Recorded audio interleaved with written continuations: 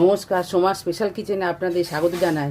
আপনাদের এঁচোড়ের চিংড়ি এঁচোড় দেখিয়েছিলাম। আজকে অন্য ধরনের এঁচোড়টা করে দেখাবো, আপনারা দেখতে থাকুন। আচ্ছা, কড়াটা গরম হয়ে গেছে, আমি এবার তেলটা দিয়ে দিলাম।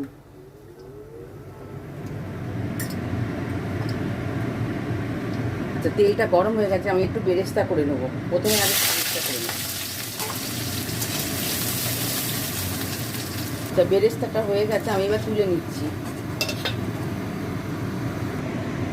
আমি এবার এই বেরেস্তার তেলেতে আমি আলুগুলো ভেজে নিচ্ছি।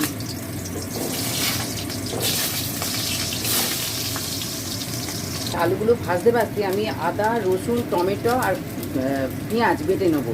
আচ্ছা, আলুটা ভাজা হয়ে গেছে, আমি এবার আলুগুলো তুলে নিচ্ছি।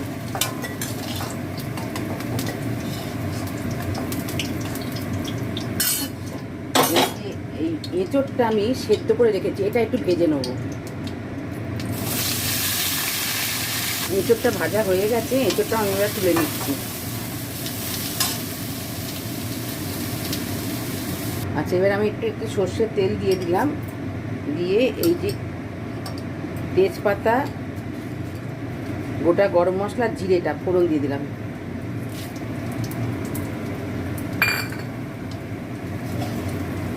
ফোড়নটা হয়ে গেছে, আমি পেঁয়াজ কুচনোটা দিয়ে দিলাম। পেঁয়াজ কুচনোটা ভাজতে ভাজতে আমি একটু হিং দিয়ে দিলাম। পেঁয়াজটা ভাজা হয়ে গেছে, এভাবে আদা, রসুন, পেঁয়াজ, টমেটো বাটাটা দিয়ে দিলাম। এই যে জিরে গুঁড়ো, ধনে গুঁড়ো, লঙ্কা গুঁড়ো, হলুদ, এটা দিয়ে আমি কষে নেবো। কষতে কষতে আমি চিনিটা দিয়ে দিলাম, কাসুরি মেথিটা দিলাম। কষার সময় কাসুরি মেথিটা দিলে খুব সেন্টটা ভালো আসে। একটু কাশ্মীরি লঙ্কার গুঁড়োটা দিলাম, দিয়ে আবার কষবো। কষা হয়ে এসছে, আমি এবার টক দইটা দিয়ে দেবো, ফেটানো টক দইটা দিয়ে দিলাম। দিয়ে আর একবার কষে নেব। এটা কষা হয়ে গেছে, আমি এবারে এঁচোড় আর আলু ভাজাটা দিয়ে দিলাম।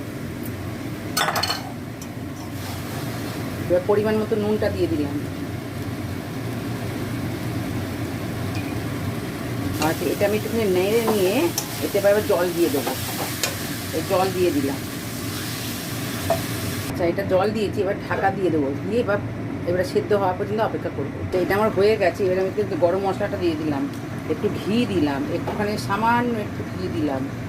দিয়ে এই বেরেস্তাটা দিয়ে আমি এবার নামিয়ে নেবো। বেরেস্তাটা দিয়ে এবার নামিয়ে নেবো।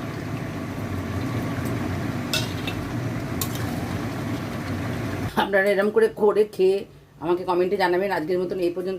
আপনার লাইক, সাবস্ক্রাইব, শেয়ার করবেন। নমস্কার।